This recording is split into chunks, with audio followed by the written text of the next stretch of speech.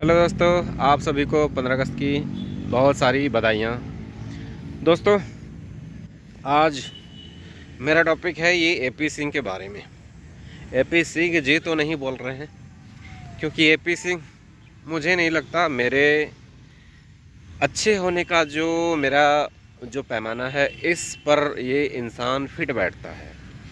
आजकल आप लोगों ने देखा होगा कि ये प्रेमानंद महाराज जी के साथ ये साथ खड़े नज़र आते हैं। तो दोस्तों, ये इंसान तो मुझे एक नंबर का ढोंगी लगता है।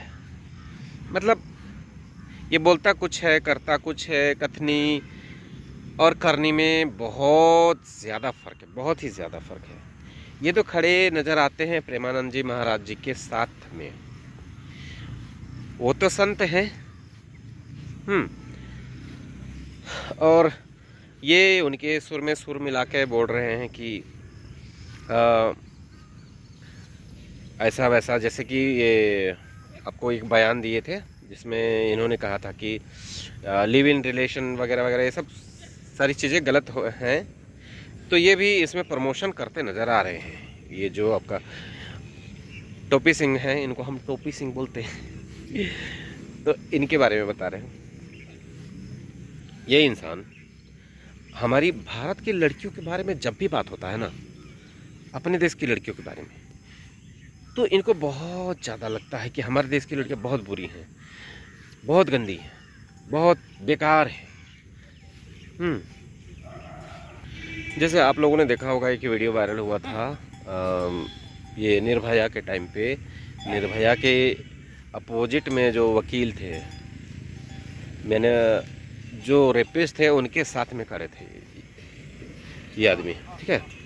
उस समय क्या कह रहे थे, अगर आधी रात को निकल के इस तरह की निर्भया की तरह कोई लड़की अगर मतलब मेरी घर की लड़की होती तो मैं उसको फूंक देता, जिंदा ही फूंक देता।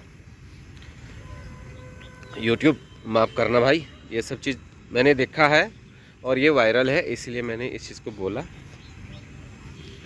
तो ये आपका ये बयान होता है अपने देश की लड़कियों के बारे में, अपने देश के बच्चियों के बारे में।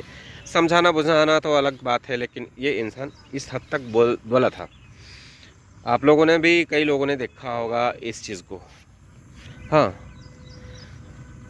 और जो आपका अनुरुद्ध जो हैं संत, उन्होंने भी कुछ बोला था, तो उसमें भी ये सुर मिला करके ये बोल रहे थे कि आजकल की जो लड़कियां होती हैं वो चार चार बच्चों को मतलब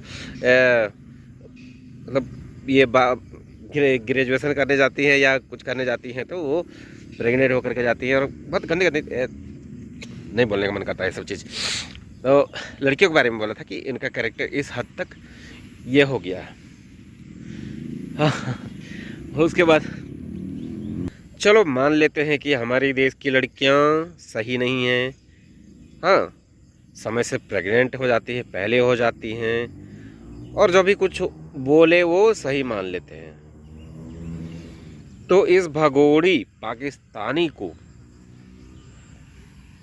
आपने उसको अपनी बहन का दर्जा कैसे दे दिया? कैसे वो आपकी बहन लगने लगी? और हर बार मुंह उठा के चले जाते हो उसके घर पे। जैसे ही चैनल थोड़ा डाउन होता है तो फिर कुछ नया करके उसका चैनल फिर से ग्रो करते हो, उसको बहन बनाते हो, उसको राखी बांधते हो, लपुआ को जीजा बोलते हो। हाँ, मेरे अच्छे वाले जो कंडीशन है, जो मेरा पैमाना है, इसमें तो ये सीमा हैदर कहीं नहीं फिट बैठती है। और फिट बैठेगी भी तो कैसे बैठेगी भाई? ये तो पाकिस्तान में अपने बाप को घर से निकाल दी थी, अपने पति को, जिसको कहती है कि तलाक हो गया था, तलाक हुआ नहीं है, वहाँ से घर द्वार सब बेच बार करके भाग गई, खुद को अनपढ़ बताती है, और यहाँ आकर के इतना फ्लुएंसी बोलती है हर चीज़ को, मतलब हिंदी इतना फ्लुएंसी से बोलेगी, और भी भाषाएं 11 भाषा उसको नॉलेज है। और ये यहाँ पर आ कर के हमारे धर्म के साथ, हमारे रिलीजन के साथ कुछ ना कुछ उटपटांग हरकत करती है। पिछला साल इसने 12 तारीख को ही झंडा फहरा दिया था। इस बार रक्षाबंधन 2 दिन पहले ही मना लिया। अच्छा उसके बाद पानी पिला रही है, रक्षाबंधन बांध के और मिठाई खिला करके पानी पिला रही है, जैसे करवा चौथ का व्रत जैसे खोलते हैं उस तरीके से। ऐसा तो हमारे रक्षाबंधन में होता नहीं है, हमारे देश का तो ऐसा है ही नहीं नियम, ठीक है। उसके बाद ये खुद को कहती है मैं सनातनी हूँ, मैं प्याज लहसुन नहीं खाती, नॉनवेज नहीं खाती, लेकिन आपने कई बार देखा होगा ये प्याज को छिपा रही है। प्याज और लहसुन के बिना तो इसका खाना बनता ही नहीं है। और ये नॉनवेज, रात को होटल जब जाती है तो क्या ये नॉनवेज नहीं खाती, होटल से नॉनवेज खा के आती है। और वैसे भी उसका घर में कौन देखने गया है, घर में भी आता होगा, नहीं आता होगा। और तो और ये इलीगल आई हुई है, इलीगल माइग्रेंट है, फिर भी ये इतना चढ़ के रहती है, इतना चढ़ के रहती है, जैसे लगता है कि एकदम लीगल ही आई है, यहाँ की बहू बन गई, भागोड़ी भाग के आई है। और तो और आधे उम्र के लड़के को 4 बच्चों का बाप भी बना दिया 4 बच्चों का बाप। 19 साल का था उस समय ये लप्पू, उस समय ये 40 साल की थी, और ये बना दिया इसको बाप। आपको कहीं से सही लगता है? उसके बाद कुछ न कुछ हमारे रिलीजन के साथ कुछ अलग ही एक्सपेरिमेंट इसका होते रहता है, और ज्ञान देती है हमारे धर्म। अच्छा एक बात बताइए, हम लोगों को कोई किसी विदेशी से हमें ये सीखने की ज़रूरत है कि हमारा त्यौहार कैसा होता है, हमारा व्रत कैसा होता है, हमारा पूजा पाठ कैसा होता है, हमारी दिनचर्या कैसे? अरे हमारा तो दिनचर्या ही साधु संतों की तरह से होता है।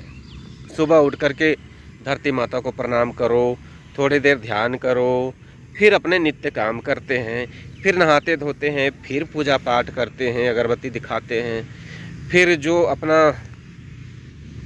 क्या बोलते हैं, जिनको मंदिर जाना होता है वो मंदिर जाते हैं, जिनको घर में पूजा करना होता है, जिनके पास टाइम कम होता है, तब भी वो नहा धो करके तैयार हो करके भगवान के सामने ज़रूर वो खड़े होते हैं, अगरबत्ती जलाते हैं, घंटी बजाते हैं, जिनको शंख है शंख बजाते हैं।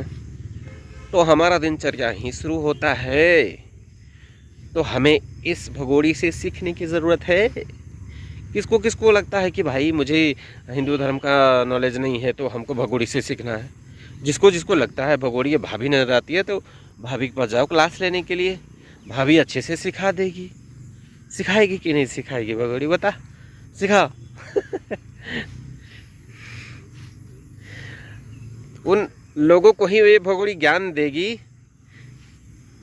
है ना, जिसको कुछ भी नहीं पता, ना इसको धर्म का पता, ना माँ बाप के कोई इज्जत करने वाला होगा, ना कोई उसके पास संस्कार होगा। ऐसे लोग ही भगोड़ी को महान बना के रखे हुए हैं। जैसे ये टोपी सिंह बना के बैठा हुआ है बहन, और यही इंसान हमारे देश की लड़कियों के बारे में इतनी अनाप शनाप बकवास करते रहता है, और ये पहले ही 4 बच्चों की अम्मा को बहन बना के घूमता है।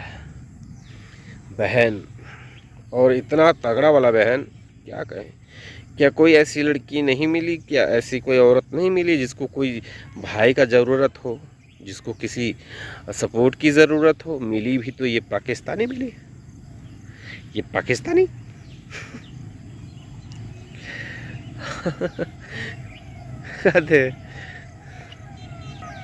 सच तो ये है कि भगोड़ी जितने सारे चैनल, करीब 20 चैनल इसके पास हैं, उन चैनल से छोटे छोटे ब्लॉग वगैरह डालती है, वहाँ से बहुत सारा मनी आता है, बहुत सारा फंडिंग आता है, बहुत सारा कुछ आता है।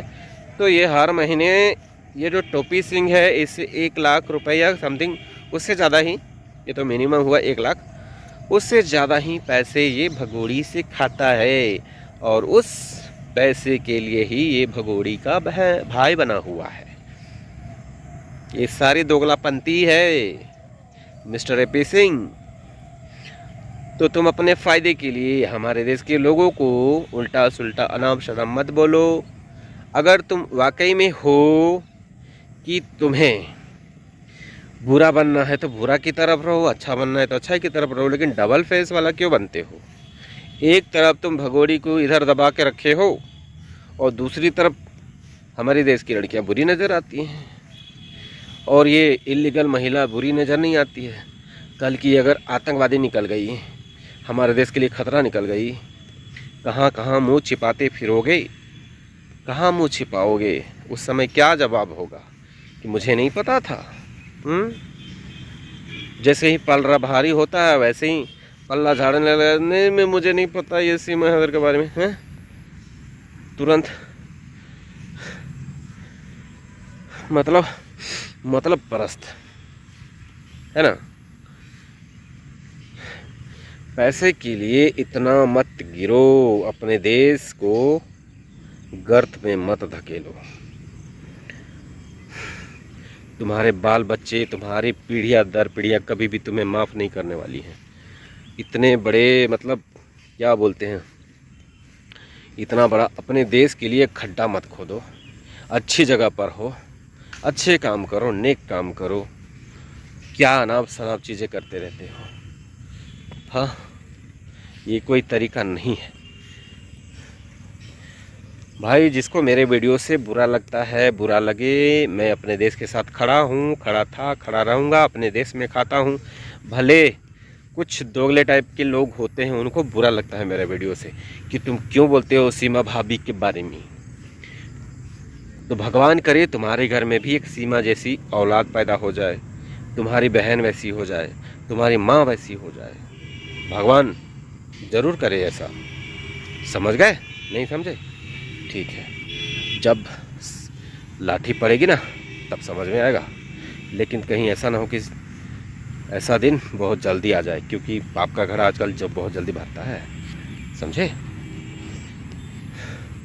अपने देश के लिए, अपने हमारे देश के लिए जो है कितने सारे लोगों ने बलिदान दिया है।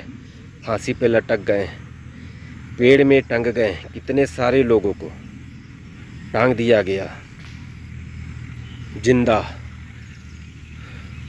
और हम इस देश के लिए ना बोलें? ज़रूर बोलेंगे।